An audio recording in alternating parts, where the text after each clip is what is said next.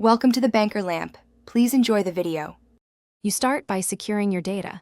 Make a fresh backup to Time Machine or a local drive, and confirm iCloud backup on iPhone. Once done, sign into Apple ID and ensure two-factor authentication is active so you can reauthorize devices. Make sure to record which folders are shared and any third-party apps using iCloud Drive. This prevents surprises. Now, on your Mac, open System Settings, or on iPhone, open Settings to access iCloud Drive controls and begin the reset sequence. You will now turn off iCloud Drive on each device. On Mac, toggle iCloud Drive off and select whether to keep a local copy. On iPhone, toggle off iCloud Drive and confirm. Next, sign into iCloud. Remove any stale files and empty recently deleted to free cloud state.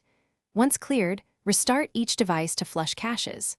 After reboot, re-enable iCloud Drive. The system will re-upload or resync files. Monitor the progress in Finder or Files until sync shows complete to avoid conflicts. Finish by verifying file integrity. Open several documents to confirm they are complete and check shared folder permissions for collaborators. Reauthorize any apps that used iCloud Drive and confirm all devices appear under your Apple ID. If something goes wrong and sync stalls, sign out of iCloud on the affected device, wait 30 seconds, then sign back in to force a fresh sync. This often resolves stuck uploads or downloads.